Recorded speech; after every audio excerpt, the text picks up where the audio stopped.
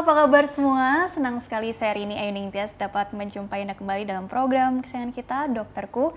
Disiarkan langsung dari studio Elsita TV dan 95,7 FM Fit Radio Semarang. Seperti biasa, selama 1 jam ke depan kami akan menyajikan informasi seputar kesehatan Anda dengan tema yang kali ini sangat menarik, jarang dibahas, yaitu mengenai trigger finger. Bagi Anda yang penasaran, ingin bertanya langsung silakan di 021 2520 666 atau bisa juga kirim pertanyaan Anda ke email kami di dokterkuelsinta@yahoo.co.id. Dan hari ini pemirsa, kita kehadiran dengan Dr. Paramita Kurniawati SPN. Beliau adalah dokter spesialis neurologi dari Rumah Sakit Hermina Podomoro. Kita sapa dulu Dr. Mita panggilannya yang sudah hadir di samping saya. Dr. Mita, apa kabar? Baik, Mbak. Alhamdulillah, kabar baik juga dari aku, dokter. Dokter Mita, hari ini kita akan bahas seputar trigger finger gitu ya. Atau bahasa ininya apa? Jari pelatuk ya, Dok ya? Iya, jari pelatuk Jari atau pelatuk. mungkin bisa jari macet mungkin. Jari ya. macet, bukan jalanan aja yang macet ya, tapi jari juga bisa macet. Tapi ini jari pelatuk. Tapi trigger finger ini sebenarnya apa sih pengertiannya, dokter? Karena kan dengar-dengar gitu ya, setiap orang bisa aja mengalami yang namanya trigger finger. Walaupun ada yang bilang, oh lebih banyak kaum perempuan nih, atau yang profesi tertentu yang adalah dengan aktivitas yang mungkin berulang gitu ya. Tapi sebenarnya trigger finger ini apa? Kenapa istilahnya jari macet atau jari pelatuk begitu ya, Dok ya? Terima kasih Mbak atas waktunya. Di sini saya coba menjelaskan kalau dari trigger finger sendiri, atau mungkin orang awam pada bilang jadi macet. Kadang suka posisinya tuh jadi kayak macet kayak gini, Mbak. Macetnya seperti itu ya. Jadi di sini tuh ada peradangan dari selubung dari tendon yang menggerakkan jari kita untuk apa? Untuk menekuk dan meluruskan jari. Pada saat proses normal itu dari tendonnya itu akan melewati selubung untuk menggerakkan jari kita seperti ini, seperti menekuk dan meluruskan. Pada saat terjadi trigger finger, itu terjadi proses di mana ada peradangan dari selubung dari tendon untuk menggerakkan jari tangan kita, sehingga untuk proses yang normalnya dia bisa menggerakkan jari seperti ini, dia harus melewati itu agak susah gitu. Jadi ada penebalan dari sarung tendonnya yang menyebabkan posisi jalannya dia kayak lebih kecil gitu loh, lubang untuk melewati. Agak menyempit. Menyempit. Jadi di situ nanti posisinya dia makin lama makin awalnya nyeri, kemudian makin lama dari tendon itu sendiri akan ngebentuk suatu benjolan. Oh, benjolan. Benjolan di telapak tangan. Tapi bukan tumor ya, Dok ya? Bukan tumor. Jadi benjolan di telapak tangan yang nantinya akan timbul di sini biasanya, Mbak. Gitu. Jadi dia kalau misalnya pada saat datang biasanya, dok di sini kok sakit ya, kayak ada benjolan, seperti itu. Atau enggak mungkin yang posisinya sudah lebih ekstrim, mungkin macet, benar-benar macet, susah untuk digerakkan gitu. Tapi ini seru ya, tadi kedengarannya ada penebalan sarung tendon gitu ya. Iya. Jadi sebenarnya secara anatomis ya, Dok ya, sebenarnya di dalam tangan kita yang cantik ini, yang mulus ini, wow, pede banget. Tapi sebenarnya ada apa? Karena kan tadi ada tendon, ada sarungnya gitu, kok aduh apa sih gitu ya. Tapi secara anatomis bagaimana sih?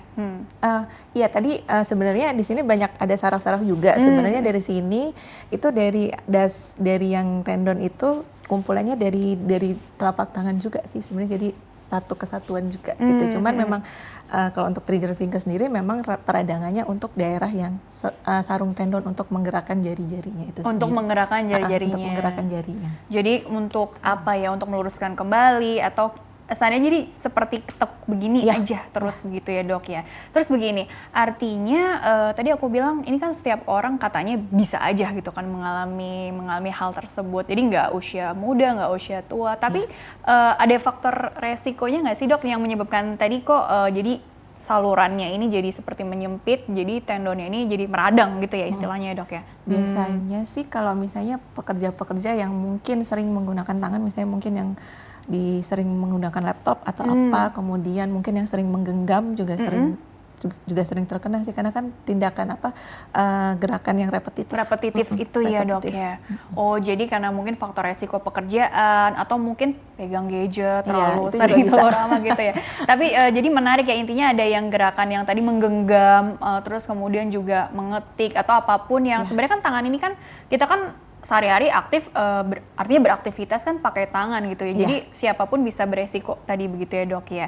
Oke. Tapi sebenarnya untuk sampai terjadi peradangan itu sendiri kan proses yang cukup panjang ya sebetulnya dok ya. Artinya kan nggak tahu-tahu yang ketekuk gitu aja kan. Proses peradangan itu sendiri sebenarnya tapi terkesan akut atau bagaimana dokter? Prosesnya akut Mbak. Awal memang biasanya belum sampai nekuk banget. Awalnya mungkin sudah mulai nyeri ya. Nyeri-nyeri aja di awal. Gitu. Biasanya sih awal nyeri, dok kok kayak agak sakit ya. Biasanya pagi hari atau mungkin malam menjelang bangun pagi. Biasanya. Oh jadi ada waktu-waktunya spesifiknya juga ya terkadang gitu ya dok ya. Itu, ya. Terus juga tadi dokter bilang seperti ada benjolan nih gitu. Jadi pasien datang dengan keluhan seperti ada benjolan nih dok. Tapi bukan yang bukan tumor atau apa ya dok ya. Jadi ini lokal dan benjolannya ini terasa atau teraba dengan jelas? Iya, teraba dengan jelas gitu ya dok ya. Sebenarnya bahaya nggak sih dok kalau kita bicara tentang trigger finger? Artinya kan memang sih mengganggu kualitas hidup ya. Tapi sebetulnya ini balik lagi ke subjektivitas pasien juga, atau ini seandainya dibiarkan bisa, aku mikirnya ya secara kosmetik terganggu atau mungkin ya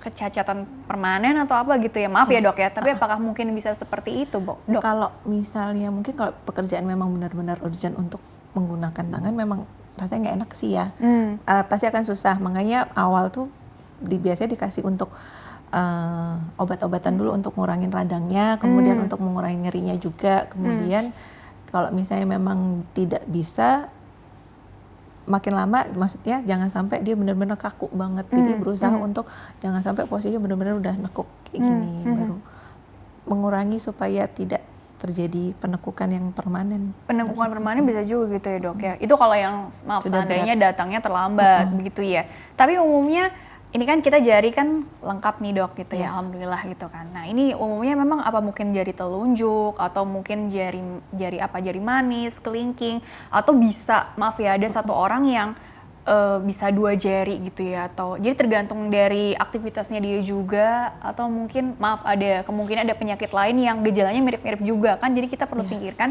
ini trigger finger atau mungkin penyakit lain gitu ya dok ya. Biasanya kalau jari yang terkena semuanya bisa, tapi biasanya saya lihat, saya baca itu jari jempol atau enggak jari tengah atau jari manis. Di tangan yang lebih aktif atau bisa yang dua-duanya juga gitu ya dok ya. Tapi kalau untuk memastikan bahwa ini memang trigger finger itu nampak, artinya gini, itu spesifik layak bakal kelihatan jelas atau memang harus dilakukan pemeriksaan khusus juga dokter. Artinya kan kita juga ini jangan-jangan nyerinya karena penyakit yang lain ya gitu ya. Karena kan dengar-dengar ini juga RA yang autoimun juga kan juga begitu juga trigger finger juga. Kalau identiknya kalau trigger finger itu biasanya awal orang biasanya nyebutnya, dok jari saya kayak agak macet ya, susah buat digerakin. Kemudian biasanya ada bilang nyeri di telapak tangan. Nyeri di telapak juga? Tangan, yang tempat tadi benjolan teraba sekitar telapak tangan itu. Benjolannya selalu di telapak ya dok, bukan di jarinya ya dok ya? Bukan, di telapak tangannya. Kemudian kalau membedakan dengan rheumatoid arthritis, biasanya itu kan radang sendi. Sebenarnya kalau jenisnya bisa dikategorikan juga sebagai radang sendi untuk trigger finger. Cuma radang sendi untuk rheumatoid arthritis biasanya dia benjolannya lebih ke luar bagian sini, bengkak merah. Gitu. Ada bengkak merah, radang gitu ya dok ya. Jadi itu istilahnya ini untuk tambahan informasi aja sih. Atau mungkin bedanya dengan yang kan ada juga ya CTS ya dok ya? Carpal tunnel syndrome. Ini kan juga telapak tangan kita yang terasa nyeri gitu ya. Bedanya juga dengan trigger finger ini juga apa? Karena kan benjolannya juga di area-area sini juga dok. Kalau CTS lebih ke rasa nyeri sama ada rasa kayak nggak nyaman di 3 jari awal. Jari jempol, jari kedua dan jari ketiga. Telunjuk, jempol, telunjuk dan jari tengah gitu ya dok ya. Jadi itulah ya. Jadi itu lebih ke saraf ya dok ya. Kalau ada apa terowongannya seperti dia kan ada nervus di sini yang melewati terowongan. Nah itu yang terganggu di situnya. Jadi dia menyebabkan gangguan perasa sama ada nyeri juga. Kalau yang misalnya yang sudah lebih terlanjut, biasanya ada gangguan untuk genggam juga sama di sininya. Untuk apa otot yang di bawah jempol biasanya udah mulai kayak nipis. Oh, gitu. Jadi udah mulai dilegokan gitu. Kan kalau yang normal ini kan seperti bantalannya empuk gitu ya. Ini mulai agak tipis. Agak lego gitu. Agak apa ya? Cekung ke dalam gitu. Iya, cekung ke dalam. Kempes. Ini untuk ini aja sih, untuk tambah informasi bahwa ternyata kita perlu menyingkirkan juga dengan tadi diagnosis banding ini ya dok ya. Ini beneran trigger finger atau mungkin tadi CTS atau mungkin RA atau kemungkinan yang lain juga gitu ya dok ya. Tentunya dengan pemeriksaan ke dokter sih untuk lebih jelasnya ya dok ya. Tapi dokter kita jeda dulu sebentar ya, nanti dilanjutkan di segmen selanjutnya untuk lebih detailnya lagi seperti apa. Baiklah pemirsa, jangan kemana-mana, tetaplah bersama kami. Kami akan kembali sesaat lagi.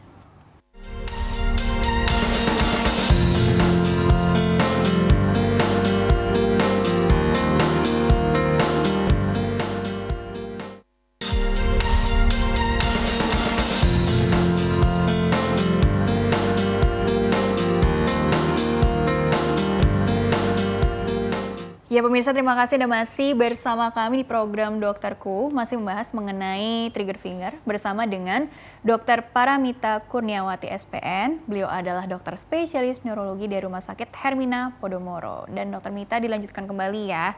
Jadi untuk lebih detailnya lagi sih, aku mau bertanya seputar faktor resiko ya. Karena kan semua bisa saja mengalami, tapi mungkin apa profesi pekerjaan yang seperti apa gitu ya yang lebih rentan, atau mungkin barangkali penyakit-penyakit yang memang erat kaitannya gitu ya dengan kondisi yang tadi jari-jarinya jadi pelatuk, jadi jari macet gitu ya dok ya. Jadi apa sih biasanya, apa mungkin ada kaitannya dengan penyakit komorbid atau apa, atau mungkin bagaimana dok? Kalau dari predisposisi lebih banyak menyerang biasanya wanita. Wanita usianya biasanya kurang lebih 40 tahunan ke atas itu lebih sering. Kemudian kalau misalnya dari profesi itu seperti mungkin musisi, pianis, kemudian gitaris, semacam itu. Kemudian dan pekerjaan-pekerjaan yang menggunakan jari-jari terutama di belakang, maksudnya komputer atau laptop itu juga bisa sering. Atau dokter juga gitu megang alat ya. Pulpen, iya benar pulpen. Iya kan gitu. Sebenarnya siapa aja sih, yang penting tadi repetitif, genggam atau memegang terlalu lama begitu ya dok ya. Oke, jadi sebenarnya kalau dipikir-pikir kalau kaitannya dengan yang penyakit tadi komorbid ya, misalnya apa sih biasanya, apa diabetes gitu ya, itu juga bagaimana resiko nggak? Kalau komorbid, penyakit-penyakit komorbid yang bisa menyebabkan trigger finger biasanya itu tadi DM, kemudian artritis itu dari penyakit autoimun kayak yang RA ini, iya, rheumatoid arthritis ini. Itu biasanya kalau pasien misalnya punya riwayat artritis atau mungkin DM biasanya lebih sering terkena untuk trigger finger. Ini kalau yang gula darahnya tidak terkendali dengan baik maksudnya, atau? Iya, bisa kurang lebih seperti itu, atau juga yang tadi yang memang bawaan autoimun gitu ya dok ya. Resiko. Jadi faktor resikonya jadi jauh lebih besar. Jadi harus lebih berhati-hati juga kali ya, harus lebih bisa mengendalikan faktor resiko masing-masing bagi pasien gitu ya dok ya. Nah ini kan nantinya kita harus mengenali atau aware dengan gejala yang tadi ditimbulkan. Oke sih memang ini istilahnya jari macet, tapi jari macet ini sendiri juga hilang timbul atau bagaimana, nyerinya juga hilang timbul atau bagaimana, sehingga ketika kondisinya lagi tidak datang dalam tanda kutip keluhannya, jadi orang ya udah gitu kan, kualitas hidupnya membaik juga, tapi toh nanti bisa datang lagi. Apakah seperti itu atau enggak juga sih? Kalau untuk nyeri, terutama biasanya seperti yang tadi saya jelaskan, biasanya pagi, dan biasanya nyerinya di telapak tangan, dan biasanya kalau misalnya udah agak lebih berat, ada disertai benjolan di telapak tangan di sini. Kemudian kalau misalnya untuk nyerinya biasanya hilang timbul, terutama dia lebih ke arah kakunya, jari tangan kaku. Biasa kalau udah mulai siang, nyerinya sudah agak berkurang, cuman lebih ke arah biasa pasien, aduh kok rasanya masih kayak kaku. Jadi ya waktu dok, kejadiannya juga ini juga ya spesifik tadi ya. Oke, coba disapa dulu sebentar ya. Ada penelpon masuk ya, kalau nggak salah ya. Halo. Halo. Ya, dengan siapa? Di mana? Saya Ibu Ning dari Lampung. Wow, jauh ya, Ibu Ning dari Lampung. Iya, baik, kabarnya baik ya? Alhamdulillah. Alhamdulillah. Silakan langsung saja pertanyaannya ya ke dokter, langsung ke Dokter Mita ya. Iya, halo. Ya Ibu. Ya, Assalamualaikum. Waalaikumsalam Ibu. Warahmatullahi wabarakatuh. Iya, Bu, dokter? Iya. Saya mau nanya, saya umurnya 69 dok. Iya. Saya 65 tahun, tangan saya yang di bawah jempol itu masih gemuk. Setelah 66 ke atas bisa mengempes dok. Itu apa pengaruh dengan penyakit ini? Begitu aja dok. Oke. Terima kasih. Ya. Gemuknya ini masih. Ibu masih jangan ditutup dulu, barangkali dokter ada yang ingin tanyakan. Gemuknya kayak gimana ya Bu? Ya, Maksudnya maksudnya masih normal gitu ya. Tangan saya itu di bawah jempol masih normal, jendol gitu.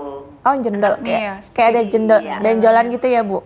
Setelah 60 ke atas ngempes itu memang apa pengaruh dengan penyakit yang dibahas ini oleh dokter?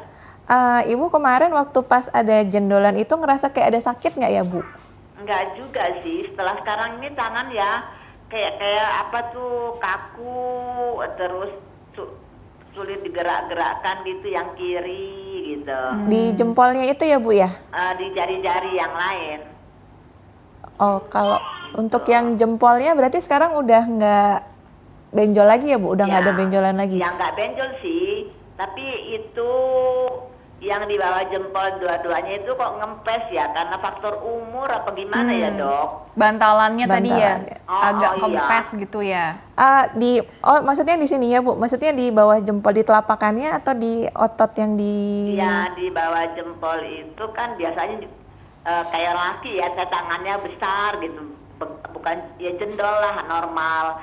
Setelah umur 66 itu kok ngempes gitu dua-duanya. Apa itu pengaruh umur ya Dok? Ibu aktivitasnya apa Bu? Biasa sering kayak nyuci atau mungkin masak saya gitu ini Bu? memang nggak mau diem sih orangnya. Nggak bisa Oh, nggak diem. bisa Apa-apa diam. mau dipegang. Itu kayaknya sih ya untuk Iya. isi ke waktu ya. Iya, Ya, kemungkinan nyapu oke apa aja ya. Cuman nggak mau gendong. Saya punya cucu nggak mau saya gendong. Saya takut. Oke, kemungkinan kalau misalnya yang di otot yang di jempolnya ini seperti kayak kempes saat ini, kemungkinan lebih ke arah CTS ya Bu ya. Mungkin sudah CTS. grading yang lebih berat. Mungkin biasanya kalau udah yang lebih berat biasanya otot di sini ya, biasanya jadi kayak cekung, seperti cekung kayak kempes. Iya, jendolan Kayak ada- itu ngempes. iya. CTS yang carpal tunnel syndrome ya. Iya. Itu apa sih Dok gitu? Bedanya dengan tema kita ini apa untuk lebih detailnya lagi ya? Iya. Iya. Kalau misalnya itu mungkin awal datang keluhan biasanya nyeri di kayak nyeri pada saat bukan nyeri kayak rasa lebih tebal di 3 jari ini. Ya, 3 kayak jari itu. kebas gitu ya. Iya kebas, kayak rasa kebas tebal di 3 Pernah jari. juga panas gitu ya. Iya. Terus Terus biasa hilang panasnya tuh apa kata saya, tapi hilang sendiri gitu, panas banget badannya, payah tidur akhirnya kan. iya. Lama-lama ya udah saya jadi udah baalan dah kayak gitu kali, mungkin lanjut usia gitu, jadi nyadari gitu aja. Oke. Apakah faktor U gitu ya? Atau Ya, mungkin faktor U lah gitu, tapi mungkin ada solusinya obat Iya, apa iya. gitu ya. periksa kemana juga gitu ya. Iya. Apa tadi arahnya CTS barangkali Iya, ya lebih ke tadi ya. CTS. Kalau CTM, CTS Ibu, oh CTS. Iya. Iya. kalau misalnya Ibu posisinya memang sudah lebih istilahnya sini dekok atau cekung seperti itu, memang kalau untuk paling untuk terapi ya Bu ya, kalau misalnya sudah cekok itu biasanya agak susah, jadi perlu ada tindakan juga Ibu gitu. Lebih gradingnya karena sudah lebih tinggi. Kalau misalnya mungkin awal dia rasa tebel, terus misalnya rasa nggak nyaman di 3 jari ini, masih bisa dibantu untuk mungkin obat sama dengan fisioterapi. Kalau misalnya udah lebih cekung di sini, biasanya lebih ke tindakan ya. Jadi mungkin untuk lebih jelasnya lagi, memastikan ini apa CTS tadi yang carpal tunnel syndrome atau mungkin yang lain, kan belum tahu juga karena kan belum lihat secara fisik juga ya Dok ya. Dengan ke dokter spesialis sarafnya di dekat rumahnya gitu ya, kemudian nanti bisa pemeriksaan langsung di sana begitu ya Dok ya. Kalau memang ternyata CTS dan grade-nya udah agak lanjut, memang tindakannya maksudnya operasi gitu Dok? Biasanya Atau seperti itu. biasanya seperti itu gitu ya. Tapi untuk lebih detailnya lagi harus periksa langsung begitu ya Dok ya ke dokter. Oke, insya Allah jawabannya sangat membantu ya. Dokter, kita lanjutkan kembali nih ke pembahasan yang sebelumnya.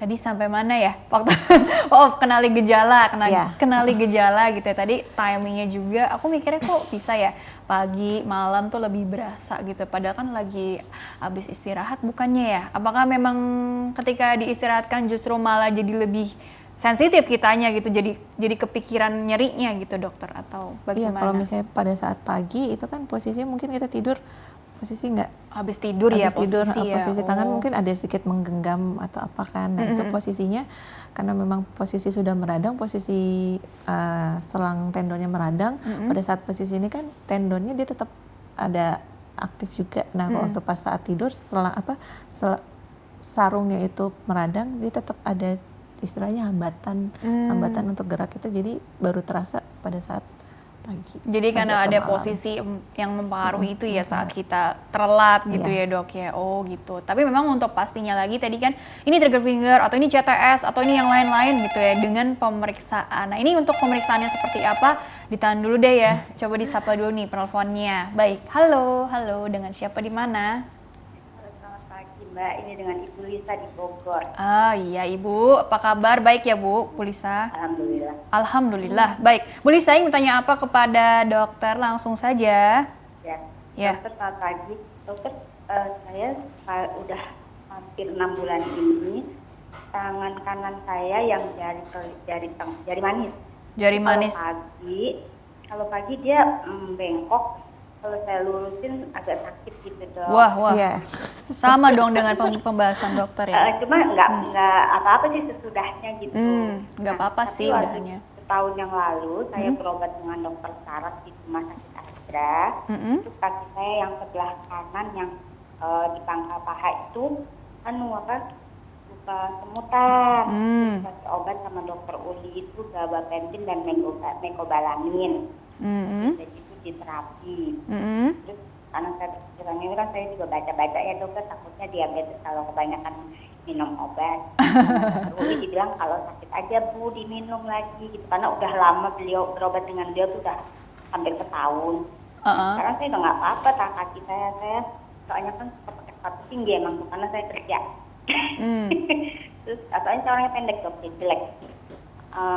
Sekarang ini tangan yang begitu. Kenapa itu dok? Usia berapa Bu? 58. 58. Jadi keluhan yang sekarang tadi lebih spesifiknya lagi bisa ditekankan? Tangan yang jari manis yang kanan itu kalau pagi dia bengkok. Saya duduk dulu pelan, saya balikin dikit-dikit. Sulit dibalikin. Mesti dibantu dengan tangan satunya gitu ya Bu ya? Iya, mesti dibantu. Tapi 2 hari ini saya coba nggak bantu, bisa sih. Oh bisa sendiri. Cuma agak sakit. Jadi bagaimana nih dok kalau yang posisinya udah seperti ini nih gitu ya? Bagaimana kelanjutannya? Kalau misalnya dari ceritanya Ibu Lisa ya tadi ya, Bu Lisa, kalau dari ceritanya Bu Lisa kemungkinan emang kayak terkena trigger finger si Ibu. Ibu ada DM ya Bu ya? Enggak ada darah tinggi, enggak ada kencing, enggak ada. Tadi takut minum karena minum obat takut gula gitu kan, tapi enggak sih alhamdulillah ya. Iya, kalau misalnya dari cerita Ibu kemungkinan memang kayak trigger finger biasanya kayak mulai agak sedikit susah, dan biasanya kalau mau dilurusin itu perlu bantuan dari jari yang lain atau bantuan dari tangan yang lain.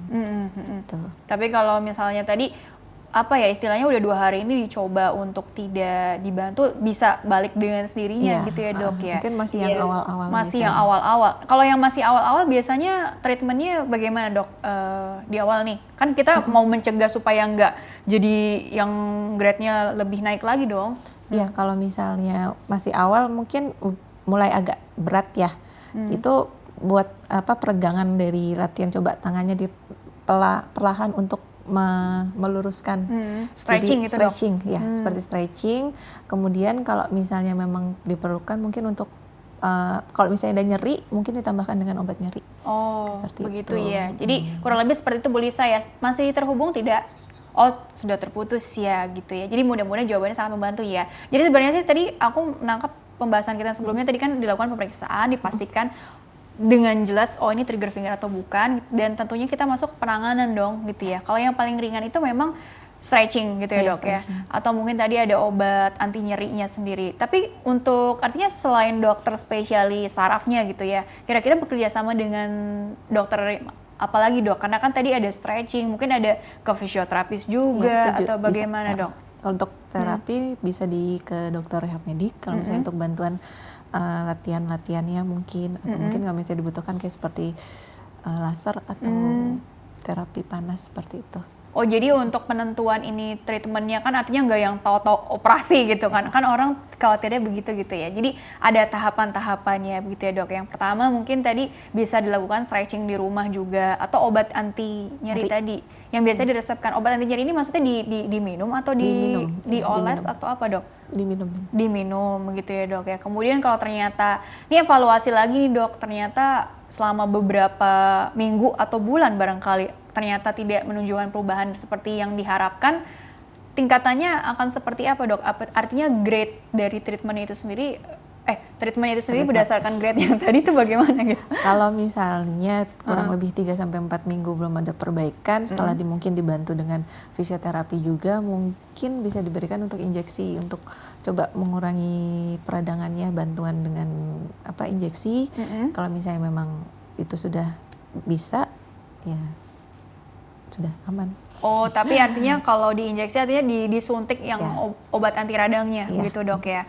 Oh, tapi itu juga nggak boleh jangka panjang bukannya dok? Artinya jadi evaluasinya yang untuk lebih lanjutnya lagi sampai kan kalau aku lihat di YouTube itu kan ada yang sampai pembedahan trigger finger gitu ya. Jadi ngelihatnya enak ya. Jadi kayaknya seperti dibebaskan gitu yang tendon-tendon yang tadi bermasalah itu gitu, yang meradang itu. Jadi memang untuk sampai ke tahapan itu evaluasinya butuh seperti apa sih dok? Artinya monitoringnya juga begitu? Monitoring tetap kalau misalnya sudah masuk misalnya injeksi, biasanya evaluasi per 3 bulan karena kan nggak boleh berulang kan. Yang ditakutkan nanti malah justru tendonnya malah rusak karena sering diberikan untuk pengurang radang. Jadi biasanya 3 bulan kalau misalnya memang aman, ya sudah bisa aktivitas, maksudnya sudah nggak ada keluhan ya. Kalau mungkin memang butuh dilakukan pengulangan, cuman kalau misalnya memang sudah mungkin evaluasi 2-3 kali, kalau misalnya memang masih itu mungkin lebih ke jadi patokannya ini si treatmentnya ini berhasil atau enggaknya, artinya respon tubuhnya juga oke gitu ya. Itu hanya dilihat dari berkurangnya gejala aja atau mungkin tidak terjadi lagi kekambuhan. Jadi patokannya ini bagaimana sehingga soalnya kan yang emang finalnya ini kan ada yang akhir treatmentnya dengan operasi ya, bedah walaupun saya tanya kecil sih gitu, tapi memang prosesnya ini cukup panjang juga untuk evaluasinya atau bagaimana dok? Kalau misalnya untuk berarti karena keluhan itu juga bakal bisa berulang sih mbak sebenarnya. Jadi untuk pengurangan saat ini mungkin pas awal-awal datang untuk pengurangan gejala saat ini untuk keluhannya berkurang sehingga dapat beraktivitas seperti biasa. Cuman kalau misalnya memang dengan evaluasi 3-4 kali yang misalnya sudah sampai ke tahap injeksi mungkin lebih ke arah untuk operatif gitu ya. Jadi dilihat-lihat juga seberapa berpengaruhnya sih ke kualitas hidupnya juga. Dia bisa beraktivitas normal kembali nggak sih dengan treatment yang sudah dilakukan selama ini gitu ya dok ya. Oke, dokter kita masuk ke pertanyaan email dulu ya. Karena kan tadi pertanyaan telepon sudah, sekarang bagiannya pertanyaan dari email nih. Jadi bagi pemirsa yang ingin bertanya via email, silakan kirim saja pertanyaan ke email kami di dokterkuelsinta@yahoo.co.id. Format lengkapnya di bawah ini pemirsa, nama alamat ya, nama, usia Anda atau usia pasien, serta tempat tinggalnya ya. Baik, pertanyaan pertama ini dari Ibu Nemi Haryanti, usianya 50 tahun. Ibu Nemi bertanya seperti ini dokter. Assalamualaikum dok. Waalaikumsalam warahmatullahi wabarakatuh ya. Saya usia 50 tahun. Keluhan saya jari jempol tangan kanan sering kaku dan bengkak. Keempat ujung jari lainnya juga sering terasa kebas. Itu kenapa dokter? Apakah sama dengan pembahasan kita trigger finger ini? Dan apa penyebabnya serta solusinya? Mohon penjelasannya, terima kasih. Kalau sering kaku, bengkak di jari-jari, di jempol tangan dan yang lainnya kebas itu apa? Kesemutan.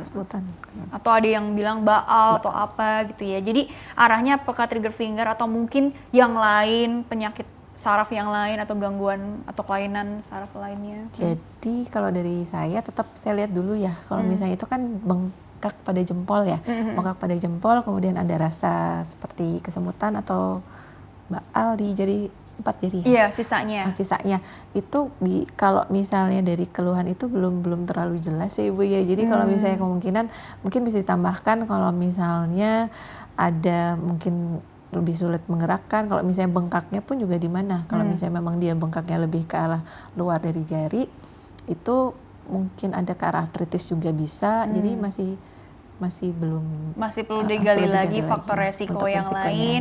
Dan memang enaknya kalau seperti ini datang langsung dilihat secara fisiknya gitu ya, seperti apa. Nah ini mungkin juga buat tambahan juga ya bagi pemirsa atau pendengar yang ingin bertanya via email, bisa juga kirim foto gitu ya, foto bentuk dari jarinya itu seperti apa, supaya nanti bisa ditampilkan di sini, dokter bisa melihat dengan detail juga, jadi ada gambaran gitu ya secara visual ini seperti apa maksudnya gitu ya. Ini buat masukan juga ke depannya. Tapi pada prinsipnya memang harus dilakukan pemeriksaan fisik dulu ya dok ya, untuk memastikan ini kira-kira apa penyebabnya, dan solusinya ini juga tentunya harus berdasarkan penyebabnya ini ya dok ya. Karena kalau treatmentnya nggak berdasarkan penyebab utamanya, sama aja buang-buang waktu gitu, karena nggak tepat sasaran. Kurang lebih seperti itu ya dok ya. Oke, dokter, dilanjutkan kembali ke pertanyaan selanjutnya dari Ibu Mas Dalia dari Kampung Sumur. Dokter, pergelangan tangan dan lutut. Oh lutut nih, lutut saya sering banget nyeri. Oke, kita bahas pergelangan tangannya aja deh ya. Sering banget nyeri. Usia saya baru 30 tahun, padahal sehari-hari bekerja biasa. Kira-kira yang saya alami ini tanda penyakit biasa atau serius ya dok ya? Oh iya, karena kan sekarang penyakit serius juga gejalanya terkadang ringan gitu ya, atau tanpa gejala tapi tahu-tahu dikabarkan begini gitu ya. Jadi kan agak-agak ngeri juga ya mungkin zaman sekarang ya. Tapi sebenarnya jangan terlampau cemas juga untuk meminimalisir rasa cemas gitu ya dok ya. Kira-kira juga bagaimana sih untuk make sure ini apa ya sebetulnya, pergelangan tangan saya kok sering banget nyeri ya, usia padahal masih muda 30 tahun. Kalau pergelangan tangan itu bisa ke arah, mungkin STS juga bisa. Pertama itu, kemudian ada yang lebih ke keluhan jempol aja. Jempol dan pergelangan tangan itu beda lagi. Dengan trigger finger itu namanya decalcified, beda lagi keluhannya. Mungkin dia lebih jelas kalau misalnya dia memposisikan tangan seperti ini. Dia akan nyeri di daerah bawah apa jempol. Apa tuh ini ya? Bawah jempol gitu ya dok ya? Ya, situ. Jadi ini mungkin kemungkinan yang lain juga gitu ya? Iya, masih ada kemungkinan yang lain juga. Tapi mungkin tadi kalau dilihat dari faktor resiko, berarti kan evaluasi lagi aktivitasnya. Kalau aktivitasnya tidak terlalu, istilahnya ya, bukan menyita tenaga ya, tapi lebih ke, dia mengakunya kan bekerja biasa, tapi kok sering banget nyeri, jadi digali lagi faktor resiko yang lain lagi. Biasanya gitu ya, itu seperti apa ya, mungkin sering kayak maksudnya nyuci manual, ngucek atau mungkin gitu. ngucek ya, ngucek. Atau mungkin sering kayak misalnya ngulek bumbu. Ngulek bumbu gitu ya. Kita kan nggak tahu juga ya ini pekerjaannya apa, kan biasa. tidak paparkan lebih detailnya lagi seperti apa. Tapi intinya tadi gerakan yang memang seperti memberi tekanan yang berlebihan, belum lagi kalau dilakukan berulang hampir setiap hari, ya itu juga bisa jadi resiko juga gitu ya dok ya, kurang lebih begitu. Tapi memang untuk sebenarnya gini dok, kalau kita tadi belum sempat dibahas ya, untuk dilakukan pemeriksaan itu di dokter spesialis saraf kan memang bisa dilihat langsung, wawancara. Tapi untuk pemeriksaan penunjangnya, bahwa kita pengen tahu nih ada masalah apa sih, jangan-jangan memang tadi tendonnya bengkak, itu ada pemeriksaan tambahan lain nggak sih? Apakah perlu dengan alat-alat khusus gitu ya? Atau kalau untuk trigger finger sendiri, untuk pemeriksaan khususnya nggak ada, untuk ronsen pun juga nggak dibutuhkan ya, karena yaitu kalau misalnya yang tadi saya bilang seperti kayak ada bengkak, benjolan di itu, karena ada pembentukan dari tendonnya itu sendiri, lama-kelamaan dia makin besar, makin berat, makin berat terbentuk benjolan yang di sini. Tapi ukuran gitu. sih tetap segitu aja, lokasi juga tetap di situ-situ aja, nggak terjadi pergeseran ya. Nyeri pun juga apakah baru lebih berasa ketika ditekan atau? Iya, terutama kalau ditekan. Gitu ya dok ya. Nah, kita bicara juga seputar komplikasi ya dok ya. Mengapa sih ini memang kesannya tidak mengancam nyawa ya, tapi mengganggu kualitas hidup. Tapi seandainya ini dibiarkan, tadi kita bicara tadi jadi permanen gitu ya. Tapi untuk sampai ke permanen itu mungkin ada komplikasi lainnya juga nggak sih, yang intinya gini, jadi lebih berat dan nanti akan mempengaruhi juga ke treatmentnya, akan jauh lebih berat juga. Tentunya kan kita bicara waktunya, tenaganya, biayanya akan dikeluarkan oleh pasien dan keluarga pasien juga tentunya akan jauh lebih besar kan. Jadi beban yang betul-betul perlu dipertimbangkan juga ke depannya. Jadi kita bicara komplikasi nih, yang paling dikhawatirkan ini bagaimana sih proses atau progresivitasnya gitu dok? Kalau komplikasi yang berat tuh yang lebih, iya sih menetapnya macetnya jari kita, jadi aktivitas lebih terganggu sebenarnya. Jadi secara kosmetik, estetik juga terganggu juga, fungsi juga jadi apa ya, bermasalah juga gitu ya. Berarti kalau yang ditambahan aja dok, kalau yang untuk di fisioterapis atau di rehab medik, biasanya tuh latihannya itu lebih ke supaya dikembalikan lagi jadi lebih apa ya, seperti normal, atau mungkin ada stretching yang bisa dilakukan di rumah yang tadi dokter bilang stretching sederhana aja tapi ternyata bagus gitu, mempengaruhi ke arah recovery gitu ya, atau mungkin ada olahraga yang bisa lebih dianjurkan gitu dokter supaya nggak kaku lagi tangan-tangan, jari-jari jemari kita. Kalau misalnya sudah mulai kaku banget, mungkin memang stretchingnya mesti pelan-pelan banget ya, karena kalau misalnya kita maksa malah justru nanti takutnya tendonnya jadi putus seperti itu. Jadi memang kalau stretching mesti kalau sudah macet banget, perlahan banget mesti dinaikkannya gitu. Tapi kalau untuk berarti untuk evaluasinya tadi seperti itu gitu ya dok, kita lihat dari komplikasinya. Terus kalau yang untuk home treatmentnya sendiri juga bagaimana dok? Artinya kan selama pengobatan kita konsul ke dokter, tentunya kan ada edukasi khusus juga yang bisa dilakukan juga sih oleh si pasien di rumah ya. Intinya apakah tidak boleh dulu melakukan hal apa, atau sebenarnya dianjurkan apa gitu supaya nanti lebih mempercepat recovery-nya juga. Kalau untuk latihan sederhana di rumah mungkin kayak stretching jari-jari 5 jari seperti ini, tapi memang harus perlahan ya. Kalau misalnya udah nggak, misalnya nyeri banget, jangan dipaksa seperti itu. Kemudian kedua mungkin bentuknya seperti huruf O begini, dari jari yang sakit, misalnya jari kedua, jadi bentuk huruf O dengan jempol, jadi seperti ini, dibuat latihan bikin huruf O. Jadi seperti diberi stimulus latihan-latihan khusus gitu ya. Dan mungkin nggak boleh diurut atau apa gitu ya kan, ada inisiatif gitu kan, mungkin dibawa diurut atau apa, tapi khawatirnya kan nanti ternyata malah jadi tidak lebih baik juga gitu ya. Jadi harus hati-hati juga begitu ya, konsul selalu ke dokternya ya atau tim medisnya. Baik dokter, kita jeda dulu sebentar, nanti dilanjutkan kembali di segmen terakhir ya. Baiklah pemirsa, jangan kemana-mana, tetaplah bersama kami akan kembali sesaat lagi.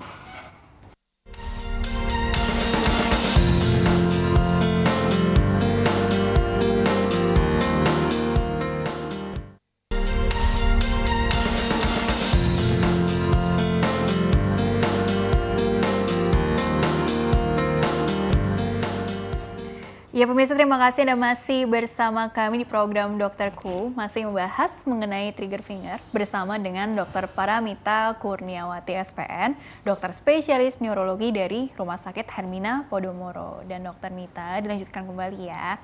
Jadi kan tadi mau bahas seputar apa tuh ya, ini bisa kambuh nggak sih gitu kan. Ini kan karena ini udah di segmen terakhir nih gitu ya. Jadi kan untuk mencegah kekambuhan, let's say kita bilang ya sekarang nih orang udah memang ada riwayat terkena trigger finger, sudah dilakukan treatment sedemikian rupa mengikuti anjuran atau arahan dari dokter, dan alhamdulillah udah keluhannya berkurang nih, sembuh lah gitu.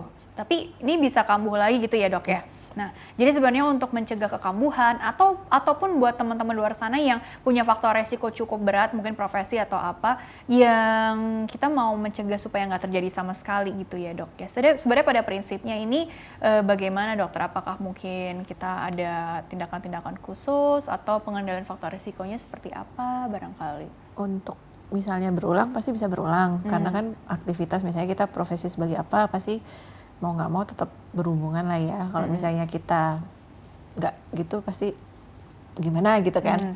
Ya pasti kalau misalnya memang sudah ada resiko sebelumnya, misalnya pasien sudah pernah menderita dan kemudian kedua pekerjaannya yang memang berhubungan dengan jari-jari tangan kita ini, ya mau nggak mau berarti tetap stretching untuk jari-jarinya supaya nggak terjadi kemacetan lagi dari jari-jari kita itu.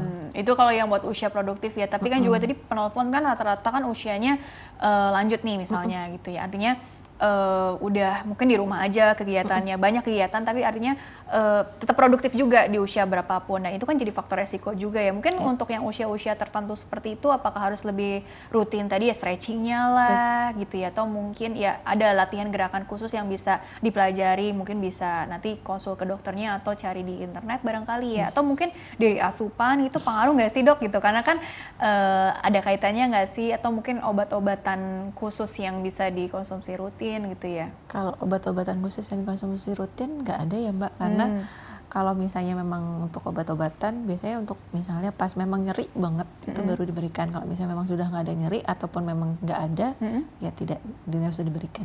Kalau lagi nyerinya datang gitu ya, terus kita nggak mau obat mulu gitu, nggak mau, tergantung, ada juga yang seperti itu ya.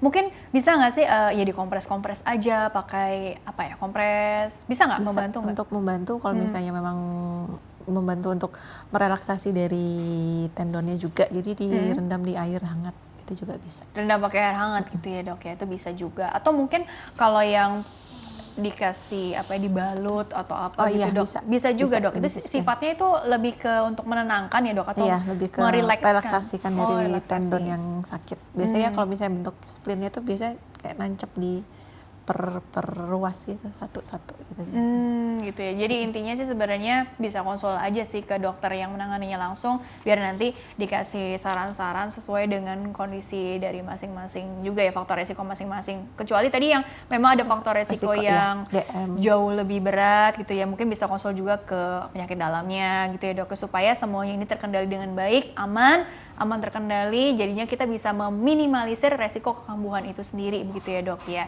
Tapi kalau berarti untuk pencegahan secara umum berarti lebih ke kenali faktor resiko yang kita punya, atau kenali tanda-tandanya juga gitu, karena seandainya ini dibiarkan atau dianggap sepele gitu ya, mungkin aja nggak terlalu parah menurut dia gitu, itu bisa khawatirnya permanen tadi begitu ya dok ya. Dan kalaupun permanen nanti istilahnya treatmentnya jauh lebih berat ya, lebih berat dan mungkin lebih lama juga cost-nya, dan penyembuhan recovery jauh lebih lama juga begitu ya dok ya. Oke, dokter juga jadi sebenarnya begini dok, karena waktunya juga terbatas ya, jadi aku mau langsung aja boleh ya seputar kesimpulannya barangkali ya. Nah ini kan mengenai trigger finger ini tadi kan agak unik nih di awal. Ada yang bilang ini kok mirip CTS ya, atau mungkin penyakit-penyakit lain ya. Tadi ini bagian dari gejala RA juga gitu ya dok ya. Nah sebetulnya untuk lebih detailnya lagi trigger finger itu seperti apa, mungkin langsung saja closing statementnya dan juga mungkin pesan-pesannya juga kepada pemirsa di rumah seputar trigger finger ini sendiri. Silakan dokter. Oke, untuk trigger finger sendiri biasanya datang pasien keluhannya tuh jari mulai sakit dan biasanya kayak seperti mulai berat untuk melakukan gerakan menekuk dan meluruskan dari jari-jari, kemudian ada rasa nyeri di bagian telapak tangan, dan mungkin ada yang juga sudah disertai dengan adanya benjolan di daerah telapak tangan, seperti itu. Untuk faktor resiko biasanya pada DM atau mungkin pada orang-orang dengan artritis itu resiko untuk terkena trigger finger lebih besar, seperti itu. Kemudian untuk aktivitas-aktivitas yang menggunakan jari-jari seperti pianis atau mungkin yang menggunakan laptop itu juga lebih beresiko, seperti itu. Jadi untuk mengurangi, misalnya sudah ada pekerjaan yang seperti itu, kemudian ada riwayat komorbid juga, harus lebih hati-hati untuk melakukan pergerakan-pergerakan dengan jari tangan, mungkin dilakukan relaksasi terlebih dahulu. Iya, kurang lebih begitu ya. Dan mungkin ini catatan juga ya, karena ini masih di tengah pandemi COVID-19, jangan menunda pengobatan juga begitu ya dok ya. Kalau memang harus, istilahnya mungkin tidak terlalu urgent, tapi kan tadi kita pikirkan juga komplikasi di depan gitu ya dok ya. Jadi tetap harus waspada juga, jangan terlampau cuek juga, tetap awas ya terhadap setiap keluhan-keluhan yang ditimbulkan oleh tubuh kita gitu ya dok ya. Oke dokter, terima kasih telah berbagi ilmunya di sini, dokter Mita. Insya Allah bermanfaat gitu ya untuk orang banyak, sukses dan berkah selalu untuk dokter Mita ya. Amin. Baiklah, amin ya. Dan pemirsa, terima kasih juga Anda telah mengikuti program ini. Saya Rini Ayuning Tias beserta seluruh kru tugas mohon undur diri dari hadapan Anda. Sekian dan sampai jumpa.